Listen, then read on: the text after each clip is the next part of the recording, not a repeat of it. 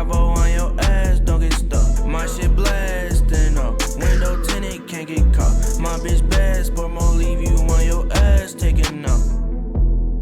Yeah. What's the deal, everybody, man? This is Ricky Montoya checking in, aka the foolest of all bears, and you are now tuned into I Think You're My Driver podcast, man. So thank you so much to everybody who has been tuning in with me thus far. Of course, if you are not already following me, that is at ITYMD.podcast. That's going to be on Instagram. That's on TikTok, YouTube, Spotify, Apple Music Podcasts, and everywhere else that you can enjoy podcasts at. And of course, as always, if you have a story that you want to share, you want me to go ahead and read it off for you instead of you becoming an appearing guest on camera, there's an email that you can email that story. That is itymd.podcast@gmail.com, man. So thank you so much, everybody, to tuning in with me thus far. Now, here today, I bring you guys episode 41. And as you can tell, the title of today's episode is going to be called Spooky Farquad, man. Shout out to my wife for helping me pick out this costume. It was funny, like we were trying to put together a little bit of a group effort when it came to doing costumes this year for Halloween, because my youngest daughter, her birthday is also in the month of October as well. So the way that we thought about celebrating her birthday was by making it a Halloween theme. So of course we're going to dress up in Halloween costumes. Now, being that growing up, I wasn't like super big on Halloween. I wasn't like, oh, we got to do this costume. We got to do that costume. I had a completely different costume idea that I wanted to do. She shut it down. She was like, no, let's go look so you can find something better. You got to find something better. So walking around, of course, I'm mostly thinking about the kids. Wasn't really considering as to what I wanted my costume to be. And while we started walking around, you know, she had pointed out a couple of costumes that I was like, okay, I could get with it. But then, of course, here she goes pulling out Mr. Farquad here. And she was like, what about this? Like, you don't even have to worry about your hair. You already got the hair, like not a diss to you or nothing like that. And so I was like, yeah, you know what, whatever. So put it in the closet. And then when I put it on, I was like, oh, okay. I could get with this for sure. So, you know, here we are, bro. So it's kind of funny just like thinking about how you think about Halloween or think about a lot of holiday traditions, especially once you have kids involved, on how much more interactive a lot of these holidays can become, just to make sure that you can give the kid a great core memory. And I mean, honestly, putting on this outfit, you know, my daughter, she was loving it. What all the kids say? She was eating that shit up. Man, it's just hilarious. And even like yesterday, freaking, I put this on for, you know, the Halloween costume contest at work or whatever the case. And it was just like another thing of like me just like casually just walking around in a Lord Farquad outfit. But I'm just like, you know, outside still trying to get my mile in, you know, I'm still trying to close those rings, man. So it's just like, you know, the grind don't stop, but I'm also just walking around, cape swinging, hat on, gloves on, you know, freaking listening to NBA Youngboy trying to get my mile in, bro. It's just like, come on now, fool. Like, let's be for real. Like, you got training classes that you're walking by, and you're just walking around with this outfit. But, you know, Halloween, man, that's really what it all comes down to, man. So with this episode in particular, I don't really have a Halloween-centered focus when it comes to the stories, but I got a couple good ones here laid out here for you guys. So we're going to go ahead and get right to it, man. So while I was thinking about spooky time, so to say, it kind of brought me back to whenever I was a freshman in high school, man. Now, when it comes to being a freshman in high school, of course, first year of high school, what do they call it? First impressions mean everything, man. You know, like they always show you in the movies whenever it comes to you going to high school, you know, it's always the little brother looking up to the older sibling of like, oh, what do? I need the right outfit. I need the right haircut. You know, I need to be able to do this. I need to, you know, be able to get started on driver's ed or whatever the case they show you in TV. In my case, I was just like, man, I just need a nice pair of shoes. And at this time, this was like when skinny jeans were starting to become a thing. So I was like, man, give me a pair of skinny jeans. Let me get some shoes that look cool with the fit. And especially this is around the time to where like the school that I went to was getting rid of the whole polo collared shirts with khaki pants. So, you know, we could almost wear whatever. So I was like, hell yeah, man, let me start putting that shit on, man. So So I started getting together all these fits. And what do you do as a man to tie together your fit, man? You got to get you a haircut, fool. Now, this haircut that I got in particular was actually completely unexpected on how it had turned out. But it lets you know that you need to be able to be specific with the names of the haircuts that you're going to get. I did not know this at this time, of course. Like I say, freshman of high school, 14 going on 15 years old, don't really got a whole lot of knowledge when it comes to specific names of stuff.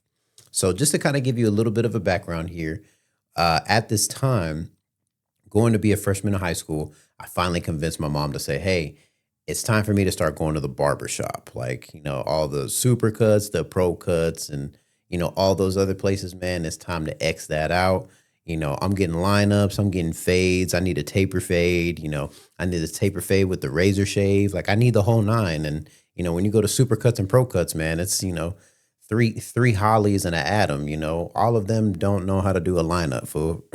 Like, when I tell you, I've had like multiple people really come together, be like, okay, I see what you're doing. So now we just got to do this. And they're, working on my lineup. And here comes, the third help. Here comes the person who's sweeping up the shop to get all the hair into that little vacuum. And why is that person over here working on my lineup after two people just failed the attempt? So it's like, come on, it's starting to get to that point to where I need to go to a barbershop. And at this time, I was living out in Cedar Hill, and they had just opened this barber shop that was like right around the corner from the house that we lived at. I could not tell you the name of the barbershop, but barbershops are always just like, oh, Jay's Barbershop or something like that. So it was something around that sort, but I remember the logo outside of the building was blue highlight lettering. I remember that much. So go there. And I think when I went there the first time, I was still in 8th grade. And I remember this is at the time to where, young Hispanic man, there's only a couple different haircuts that you get. I was letting my hair grow out a little bit. And this is around the time when the faux hawks were starting to become a thing when I was in middle school. So I was like, man, what do I want? I want a faux hawk, fool. I'm letting my hair grow out. I got the axe hair gel or the Moco de Gorilla, man, real typical Mexican shit, fool. So I'm like, I need the whole nine, bro. So go into the barbershop for the very first time. And the owner at that time was running the shop on this particular day. So he comes in, or I come in with my mom and my sister. And he was like, oh, how can I help you guys today? It's like, he was like, your son needs a haircut? And she's like, yes. So, he was like, all right, come on. I don't have anybody. Go ahead and sit in the chair, son. So I get in the chair and he's all like, all right, man. So what are we doing today, man? He was like, I see you got a nice, thick set of hair on you, man. So what are we doing? I was like, well, I'm like, I want my haircut to be cut a certain way. And he was like, the way that, your haircut is growing, it looks like you got a faux hawk going. So something tells me that you want me to, cut this up and make your faux hawk back. And I was like, exactly, sir. He said, you know what? Don't even worry about it. So, he gets to work, wraps a little tissue around my neck, and he just starts going. So first time in a barbershop chair and freshest haircut ever, fool. And I remember my mom was not the biggest fan of this haircut in particular when I got that faux hawk. Because when he cut the back of my hair, he gave me the, Mexican rat tail, if you know, you know. And my mom was like, man, why did he do that? He needs to cut that shit off. And he was like, no, ma'am, like I know that you don't like it, but it's the best look for this haircut. I promise you, everybody's going to love it for him. So I was like, hell yeah. I remember I came home, I was like looking at my fade in the mirror. I was like, oh yes. And my mom was like, did you like it? I was like, of course I like it. And I'm like, this is the perfect haircut. This is what I've been looking for. The barbershop is right outside of our neighborhood. Like I could walk there. It was that close. So I was like, we need to go back there every time. It is time for me to get that haircut, man. So fast forward a couple months, we're leading up into school.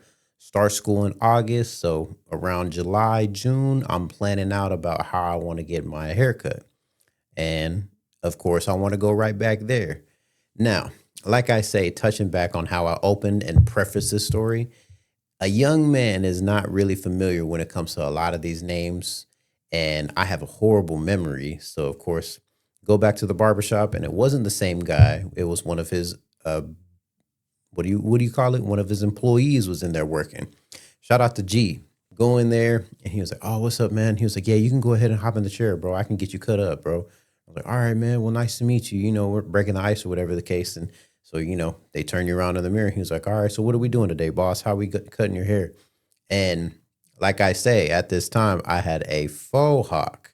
Did not know there was a difference between a faux hawk and a mohawk. So I told him, I said, hey, man, let me go ahead and get a mohawk. And he looked at me like, a mohawk? Are you sure, bro? And so I was like, yeah, bro, like, let me go ahead and get the mohawk. He was like, all right, man, I can go ahead and cut you up like that. So, he gets the clippers and he just, gang, starts, going to work. And before he like really started like cutting my hair down, he had stopped to ask and he was like, just to make sure it's cool with you to get a ball taper. And I was like, a ball taper? And, I'm thinking, with the taper, the little bit of side. So I was like, yeah, bro, I need the ball taper. I need that shit to look like a ghost fade is what they call it, I believe. I was like, run it, bro. So, he's,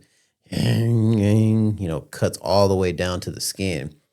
And, as a man, for those of you guys who are listening, as a man, when you're getting your haircut, 9 times out of 10, they don't have you face in the mirror. That way you're not watching the process. So, he's, going to work. We're talking, breaking the ice or whatever the case. And he goes to, turn me so that way he can get a good angle. And I look at myself in the mirror and I see like one side's, all Britney Spears edition. And I'm like, whoa. And he was like, hey, bro, it's cool. It's cool. He was like, this is the mohawk, man. I only got that one side done. He was like, we still got to clean it up on the other side and get your mohawk right. But, I'm going to get you taken care of, bro. Don't even worry about it, man. So I was like looking at myself in the mirror like, hey, man, this wasn't what I was doing. But, at this point in time, there is no turning back. You're already bald on one side. You got to go ahead and commit to it. So he finishes off the rest of the side and he goes to, line up the mohawk. So he turns me in the mirror and he was like, all right, man. He was like, how you like it, man? Is it cool? And I was like, yeah, man, like, it's cool, man. I appreciate it, man. And he was like, all right, cool. He's like, I'm going to go ahead and put the alcohol on you and I'm going to send you about your way, bro. So, him being the asshole that he was, he put the alcohol in his hand. And I remember he rubbed his hand together and he like freaking like smacked me on the side of my head. And I was like, ah. And he's like, oh, my fault. I'm like, come on, fool. Like, you know exactly what you're doing. So, puts the alcohol on my head. And, like I say, completely bald. So, I was looking like Cynthia whenever Angelica was ripping her hair out of the side of her head. That's how the side of my head was looking, man. I'm talking completely bald, bro. Looking like the baby in Toy Story, bro. That shit was ridiculous. But I committed to it all because I did not know the differences in names, bro. So, like I say, first year of high school, freshman year of high school, I get this haircut. And, me just being like, what, it is what it is. I was wearing glasses at the time. Sometimes when you put glasses on that are kind of like thick, it kind of takes away from the rest of what you got going on, is what my wife explained to me. And I never even thought about that concept until she broke it down that way. So I was like, oh, I could just put the glasses on. Nobody's going to notice that I got, 2 long bald sides on the side of my head. But everybody noticed for sure, bro. So take the picture. I think at this time I was using Facebook or whatever the case. So upload it and everybody's like, bro, what the hell? Like, what did you do there, bro? Man, your head looked like a dick without a condom on it, fool. Like, why you do that? Like, everybody's roasting the shit out of me online. And I was like, man, I know, bro. Like, man, I didn't even know, I didn't know the name of it. But at this time, you're a young kid. And I was like, nah, bro, the dude at the barbershop, he messed me up. This and that, man. But it's cool, man. The hair's just going to grow back. It's all good. I'm not even going to worry about it. So go to school, first day of school, I walk in, I got my fresh fit, got my fresh shoes, got a nice pair of brand new skinny jeans on, man. I got my laces tied up to the top, go on the bus and everybody's looking at me like, oh shit. He was like, Ricky really got this bald mohawk, bro. What the hell? And everybody's roasting the shit out of me, bro. First day of school, everybody's leaning in on me on the bus. I get off of the bus, we go into the lunchroom, we're walking up the stairs. I'm getting smacked on the side of the head. It's like, well, oh, fresh cut, fresh cut. So but it's like one of those things to where it's like, man, it is a confidence boost that you really need. Like, this is so bad to say this, bro. This is so bad to say this, but I heard this from a comedian once.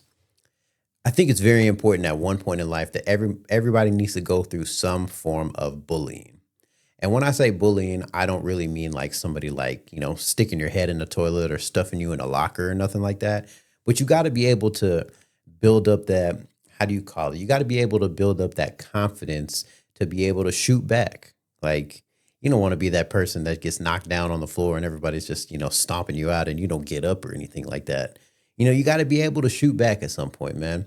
And it builds character, bro. Like when you go through a lot of those moments, especially in those primitive years of life, like I say, first year of high school, 14 going on 15 years old, when you're really just barely figuring out life, bro, I think it's very important for you to have that moment of, so to say, bullying. Because even though there's, a really bad depictions on how bullying can get when it goes to the extreme level that you allow it to.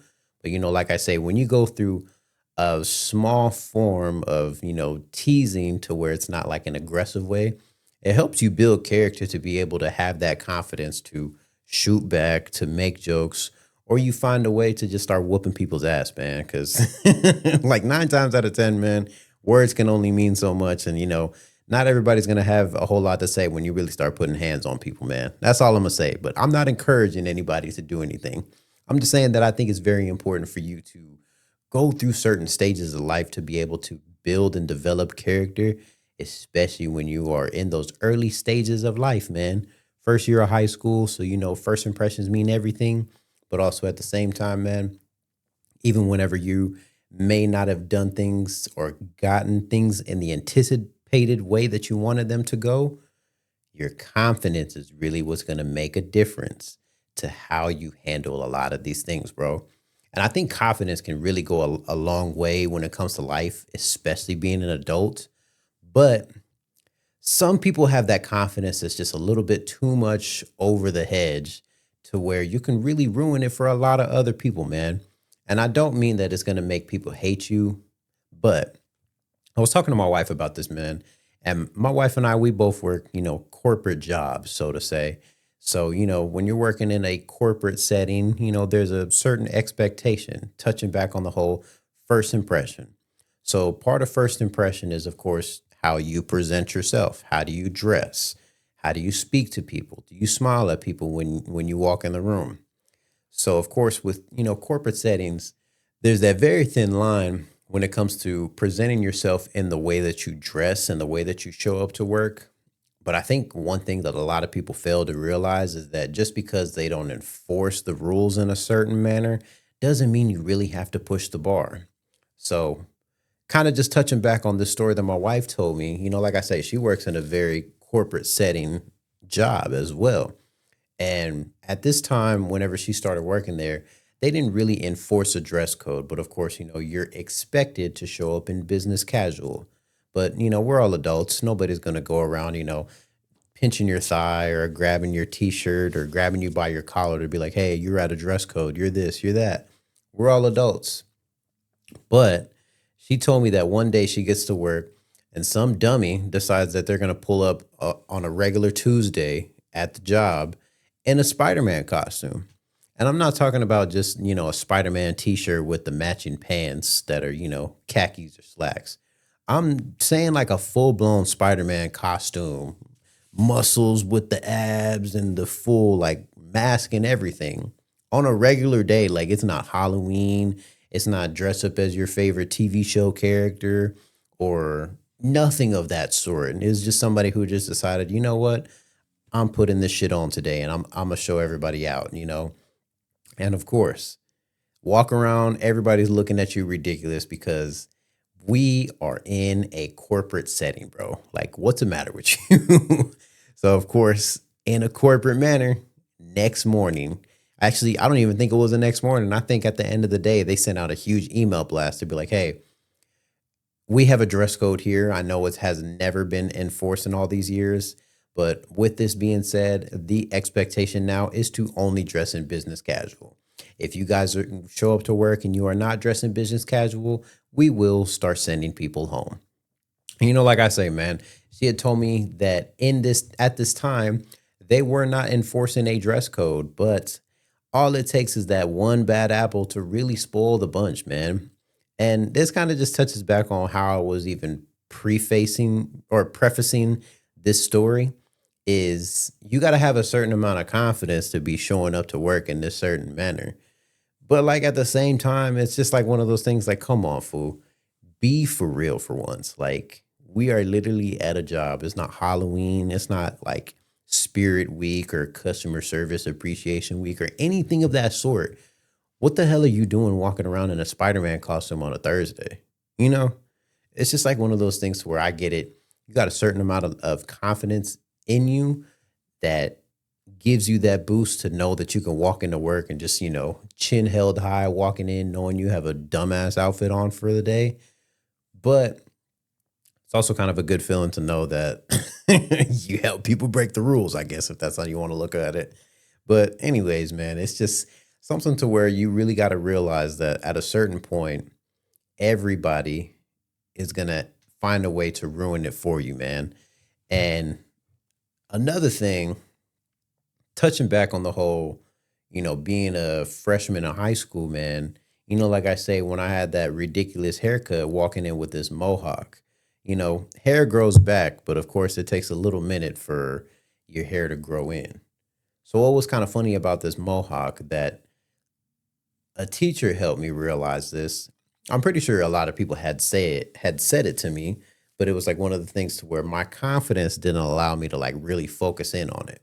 So at this time, freshman year of high school, I had this history class with a football coach. Could not tell you his name for the life of me. I've been trying to think about it all these days, but it's really not relevant at this point. So just to kind of give you a visual of how this classroom was set up. Classroom was just, pretty huge open space, and all the desks were set up in a U shape. So, every desk was facing this way. They had it lined up, and then the desk turned to face this way. And I sat somewhere in the middle of the U facing the teacher. Now, like I said, he was a football coach, so he didn't sit at his desk. He had a chair and he put it smack dab center in the classroom, man. Like I say, football coach. So all he did, he used to be like this. He would sit like this. He would have his iPhone on his hand, have a clipboard in the other hand, and he would just sit there in his rolling chair and just monitor all of us throughout the day. So, like I say, man, sitting in the middle of this classroom. So him and I, we can like stare into each other's soul on any given day from the way he had this classroom set up. So we're going through the lessons, and I think we're probably about a good 2-3 weeks into school at this point. And we had to do some kind of like reading lesson to where everybody was quiet. And, like I say, coach is sitting in the middle of the classroom, bro. Him and I are like staring into each other's souls every day for months until he changes the seating arrangement. So he's sitting there. He has his clipboard in his hand, and I could kind of feel him staring at me. But I was, trying to finish my assignment, trying to make it look like I was busy. So I see him, and he's just kind of staring at me. And he looks at me. It's quiet as ever. Nobody saying anything. He just goes, "Orta, do you know your mohawk's crooked?"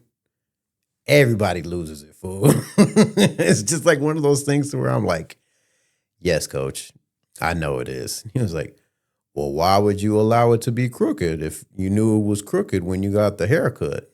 It's like, isn't that the point of having a haircut, is to making sure that everything is aligned before you leave out of that barbershop chair? I'm like, yeah, bro, ideally that is the way that you really want something to go. But life didn't go that route. So here we are. So it was like, one of those things to where it's like everybody's going to take a chance to take a shot at you to make a joke. But never in a million years did I really think that my teacher was going to be the one to expose me in the middle of class. So it was like one of those things where I'm like, dang. But, like I say, it goes back to this whole building that confidence, character building, and just being able to take in the jokes and shoot back, bro. So the one thing that you really got to understand in life is that it takes a lot for you to be able to process a lot of these stories, or to be able to process a lot of these moments, especially at such a young age. But if you don't allow yourself to really be okay in taking certain feedback, so to say, from people, it's going to teach you as an adult to not be so confident. You're going to become extremely confrontational. Everything's going to be such an argument. But if you don't take the time to build that character, go through the jokes, and get a fucked up haircut like that as a young age, bro, you're going to end up, a 32-year-old man, bald, wearing a beanie when it's like 110 degrees outside. Like, bro, come on, let's be for real for once. But, it just kind of touches back to the whole like making sure that you are dressed in a very professional manner and showing up in the most confident way that you can as an adult, man. So shout out to confidence, right? But it's one of those things to where like I think like once you get like a certain level of confidence, you can kind of become whoever you want, such as the Spider-Man outfit or such as, you know, and transitioning on from that, the one thing that I think was kind of hilarious is also like seeing how other people can exuberate a certain amount of confidence in their life. So, of course, touching back to the whole premise of this podcast, you know, back in my Uber days, man, I'll never forget this, man. This was like the craziest interaction that I ever dealt with. I actually had this passenger once where I had to pick her up from, I think it was like the South Side over there where they have all those hotels off of I-240. Going over there to pick up off of I-240, I think like it had me pick up from like a GameStop or something like that, or one of those like random businesses. So sitting outside there and I'm sending the message to be like, hey man, like I'm outside, like where are you at? And messages are going blank. I'm not getting a response. So we're going on about, that 3-minute timer. Like I always tell you, man, Uber gave you 5 minutes. So it's like I only got a certain amount of wait time to be sitting here waiting for you to figure out if you really want to come or not. So sitting out there, I'm sending the messages and I go to make the phone call to be like, hey, I'm outside. Like, where are you at? And as soon as the lady answers the phone, she's like, what do you mean you're outside? I'm standing outside here and I don't see a single car. Where are you saying? You can't sit here and try to market and make it seem like I'm this. And I was like, well, where are you? And she's like, I'm right here at the pickup spot that I put in there for you to pick up. And I'm like, oh, okay. And I'm like, well, I'm sitting outside of this business and I don't see anybody out here. She's like, you're supposed to be going to a hotel. You're supposed to be going to the Hilton Hotel off of this street. What are you doing over there? And I was like, well, ma'am, that is not the pickup spot that you put over here. So I'm sorry, but I will go ahead and navigate over that way. Pulled up on Google. Like I say, this business that she had marked it off was right behind the hotel. So might have been a mapping situation, might have not. So already right off the bat, I'm super skeptical about this trip because why are you getting so upset that you put the wrong location in? But I digress, man. We're pretty early on in this story and we're pretty early on in this interaction, man. Let's not put a sour taste in your mouth already, right? So navigate my way over to the hotel. It's right on the other side of the building. Go and pull in the parking lot and there's a lady sitting out front. So I pull up in the driveway of it and, before I could even put the car in park, she's trying to open the door. And I was like, my goodness, man, what's the matter with you? So I unlocked the door and she's like, can you pop your trunk? She was like, I got to load my luggage in there. I can't leave this bag in this room. And I was like, okay, like, like whatever. So she gets in the car, she gets her stuff in the trunk and she was like, oh my goodness, I can't believe that you're running late. I can't believe that you got here so late. I've been sitting out here all this time. I have a dentist appointment that I'm already about to be late. So we need to go ahead. We need to make a move. So for those of you guys who don't know about Oklahoma City, there's certain times or certain areas where it can get a little bit congested. So we're right over there off of I-240 on the south side. And frankly, it's pretty congested over there at this time. I want to say it was probably about 2 or 3 o'clock in the afternoon. So she's all concerned about time and she's like, it's fine. Don't worry about it. If you go up this street over here, we can escape and beat this traffic. That way we can come over here because I have to go over here to this dentist office that's over there off of 39th. I was like, oh, don't even worry about it. Like I know exactly how to get to this freeway to avoid all this other congestion. So we should be fine.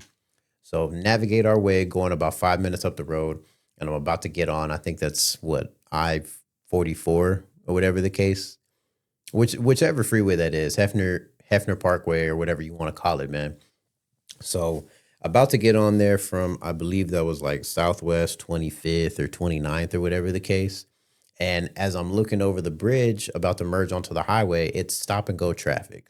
It's nothing but brake lights going all the way up the freeway. And we're all looking at it, and I was like, oh, dang. I was like, you don't say that there's literally all of these cars just stopped on the freeway to where we have to navigate ourselves. It's just like, oh, my goodness. Like, I'm already running late for my appointment. And now there's traffic. And on top of that, you were late showing up to where you were supposed to pick me up from. And I was late because you put the wrong pickup spot. I'm not putting the blame on you, but I'm just saying we probably could have got to the destination a little bit quicker if the right pickup spot was put in place.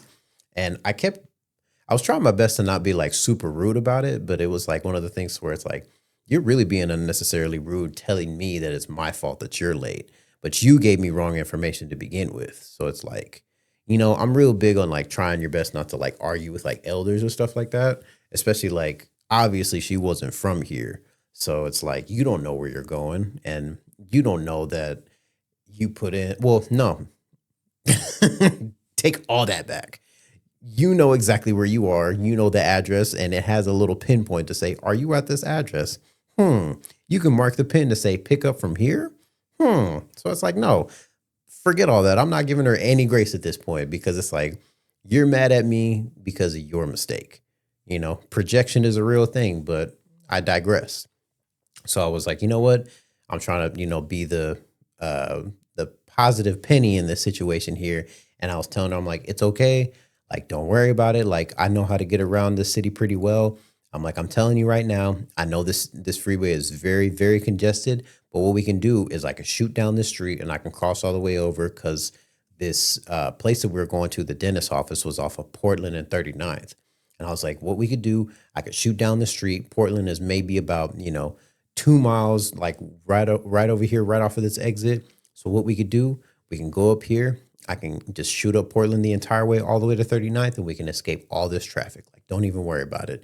And she was like, are you sure? Are you sure about that? And I was like, yes, ma'am. I'm like, listen, I know how to get around the city very, very well. And the navigation is going to redirect us once I start to get on that freeway, once I start to take that detour to know the correct way that we are trying to get there. So don't even worry about it. I got you covered. So she's like, okay. She's like, as long as you get me there, like, obviously I'm going to be late no matter what, but, just go ahead. You're the driver. You know where you're going. I'm not from here, so I'll let you lead the way. So I was like, cool. We don't even get 2 minutes down the road. I cross over the bridge and it's like she completely forgot of the whole interaction that we had just discussed. Because literally, fool, I hear her aggressively punching on her phone like she was typing in something. And she's like, oh my gosh, we're not going the right way. And I can hear her navigation like, make a U-turn. And she's like, the navigation is telling us we're supposed to go back this way. What are you going this way for? And I was like, we just discussed this. Like I was explaining to you how, I'm trying to help you get to your appointment a little bit quicker. And since the freeway's so congested, I was going to take this way, taking the streets, because it's going to be a straight shot going there. She's like, no, you're not going off of the navigation. The navigation is telling us that we need to make a U-turn. So I need you to listen to the navigation. And like I say, I'm an Uber driver. It gives you navigation on how to go. The navigation had already redirected us to take the way that I was suggesting to take. So I was like, okay, whatever. And I told her, I was like, well, if I need to make a U-turn, you don't need to have your directions on because the directions are right here to where you and I both can look at it together. And she was like, I don't know if I could trust that because you were about to take us the wrong way. So please, let's just make a U-turn so we can get back on track and back on course to where it's telling me that you need to go. And I was just like, okay, it's fine. So, go ahead and make my U-turn. Like I say, man, it was congested. It was congested the entire way from I-240 all the way to Southwest 24th or whatever street that is. So that's a good mile or two of congestion. And I was about to help her out and make this other suggestion on taking another route to avoid all of this brake lights that we're just about to be sitting and looking at. Like we're about to be looking like deers and brake lights on just like waiting for this traffic to blow over. You're already running late. You put the wrong destination to where I was supposed to be picking you up. And here you are getting mad at me because I made a suggestion to help you get there quicker. And you're telling me that I'm wrong. I was like, you know what? Time to sit back because obviously she knows where she's going, right? So as soon as she tells me to start making a U-turn, she's like, this is just absolutely ridiculous. Like, today's been a day. She's like, let me tell you something. I came here and I flown in here from such and such. And I came over here because I was supposed to have this dentist appointment. I get to the hotel, they don't have my room prepared. Like, you people don't even know who you're dealing with. And I was just like, oh, okay. And she's like, yeah, you don't even know who you're in the car with either. And I was like, oh, well, I was like, isn't your name Marianne? Like, I'm being a smartass at this point because she's starting to make me really upset, but I'm trying to contain myself. And I was like, isn't your name Marianne? And she's like, no, that's just a fake name. Don't you know that Uber people can make any type of profile and you don't have to verify yourself by name? She was like, you don't even know. It's like, I'm really an agent out of the CIA and I'm badge number. Just like that, fool. Didn't give me a badge number, but also, granted, when you're in the CIA, you're not really supposed to be announcing your presence or announcing the status that you are. So gave her a little bit of grace in that moment, but it was one of those things where I was like, yo, what? Like, am I getting pranked right now?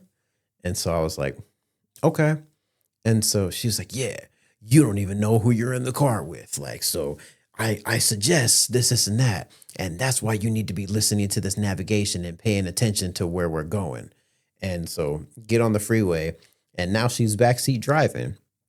And she's like, you're following too close. She's like, if you're following too close, you're not going to be able to know who's in the car behind you. You never know who's pulling up. You're not going to be able to pay attention and see out your side mirrors if you're too focused on trying to get forward ahead on the road.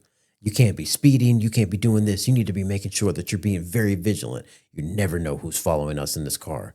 You know, like I tell you, me being a CIA agent, you need to make sure that you can get me to my destination safely because we don't know who's following our car. I don't know who's trailing me. I don't know who's been messing with me all day and putting in this wrong destination in my phone that made you go to the wrong pickup spot when I was clearly at this hotel that I was standing in front of. So I don't know what's going on, but I need you to make sure that you're paying attention and listening to this directions. And she has her phone still going while I'm looking at the directions right at my phone through this Uber app.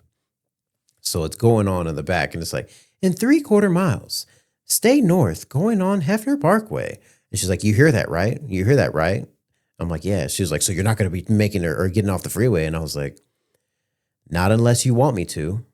Did you want me to take this detour? She's like, I would prefer that you not. And I was like, then okay, I'm not going to be taking that other way then. Like, let's be for real for once. So I'm trying to like get the conversation back online because I'm like, trying not to be upset with her. It's not her fault. She's not from here. So I'm trying to give her the benefit of the doubt, but she's starting to make me upset.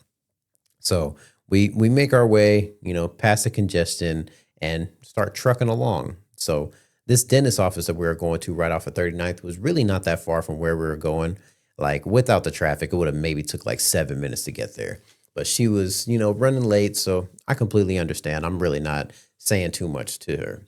So the whole time she's going off on these little like small tangents about who she is, what she's been doing, what she's been involved with, what she wants to do with her life, such as run for president. And I'll never forget this fool.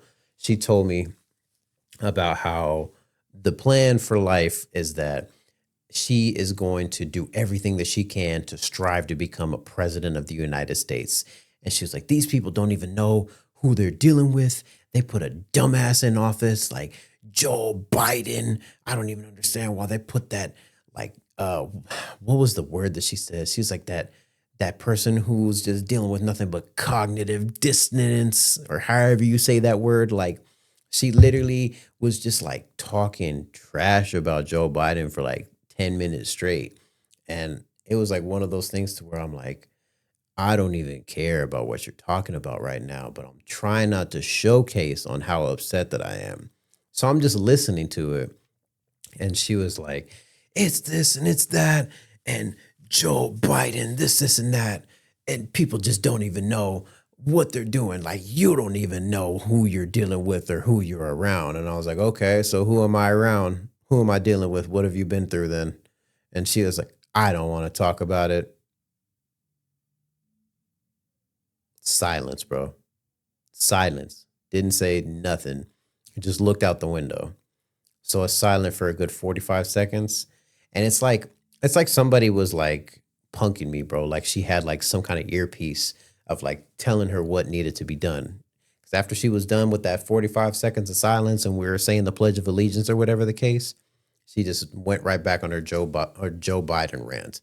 She's like, Joe Biden. I was like, come on, fool. Like, it's just like, why do I do this, bro? Why?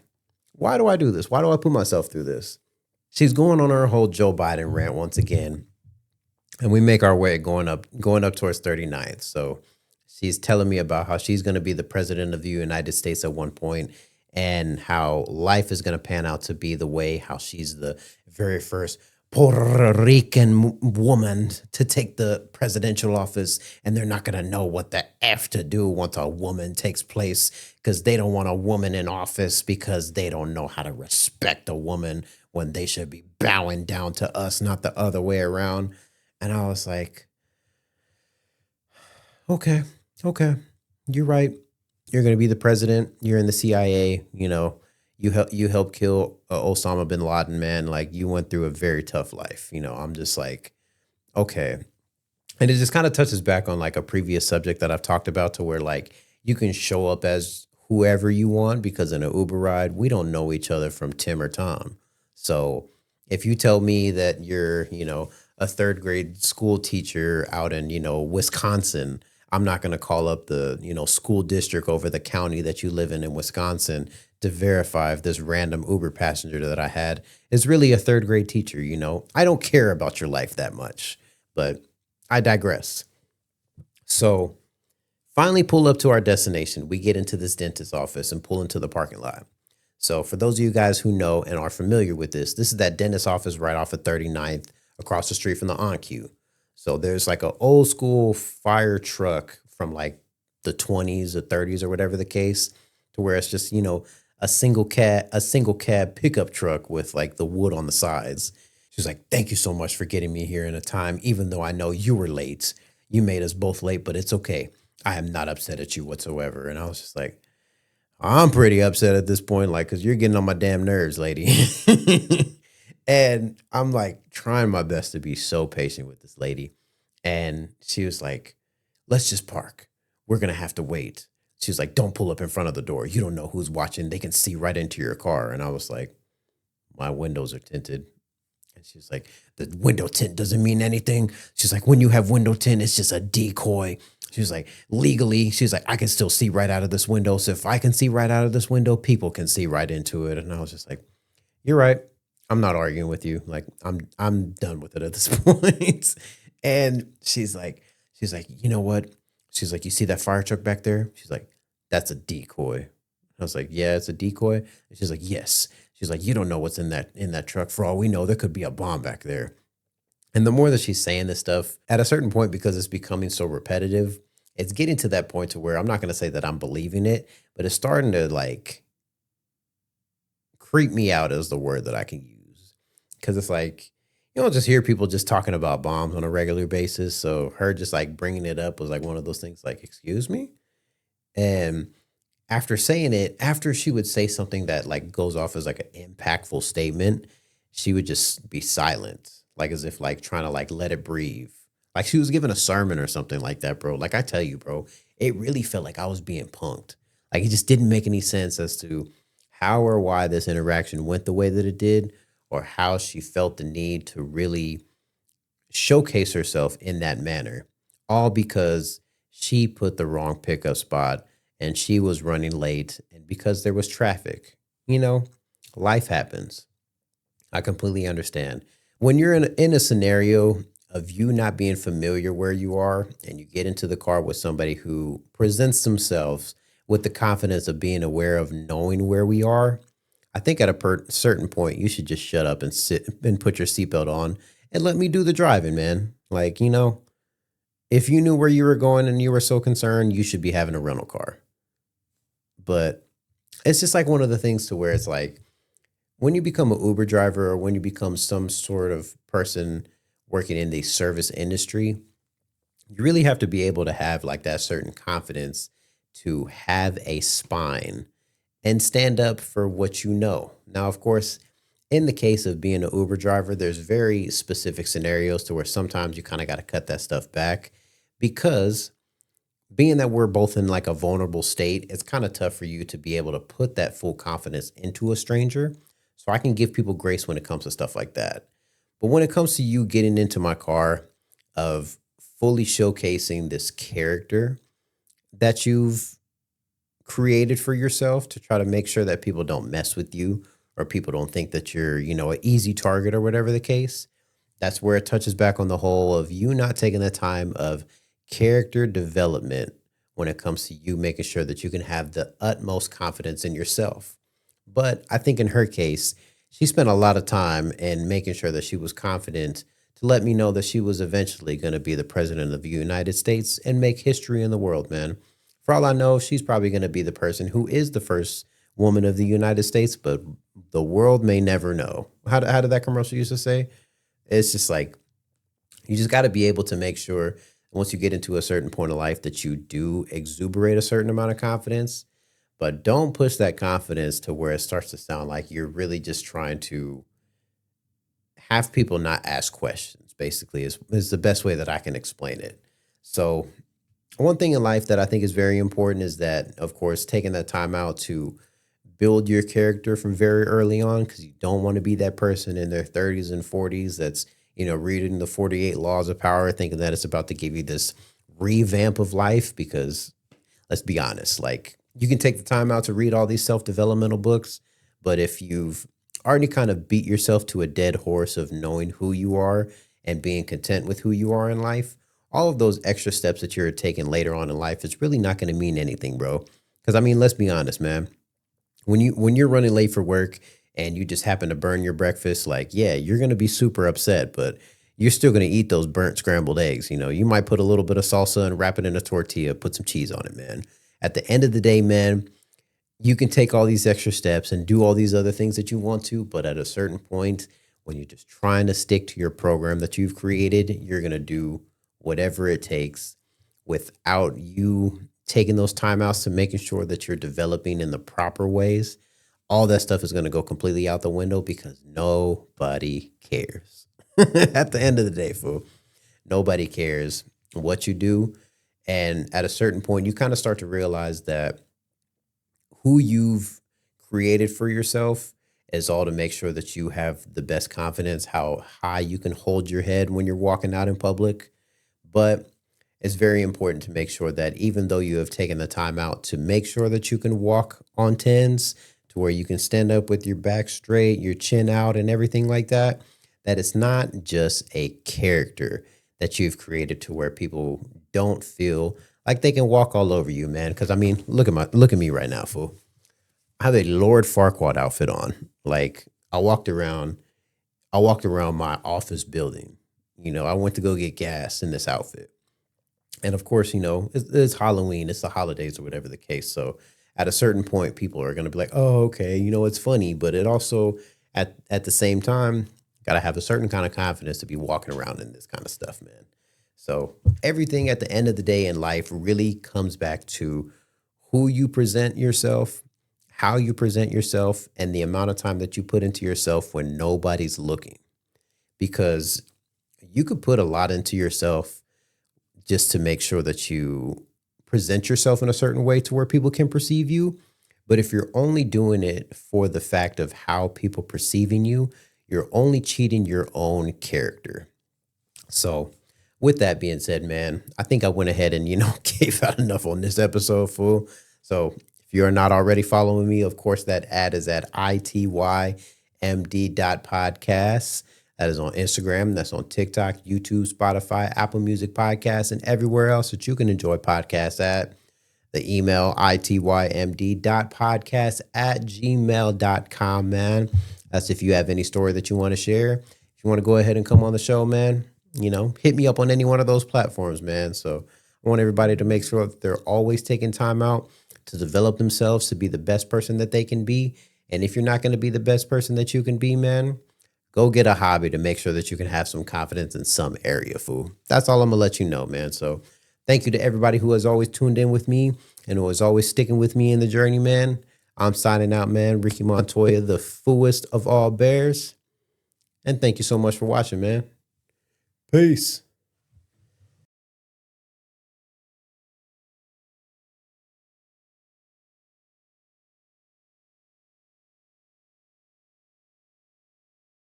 Going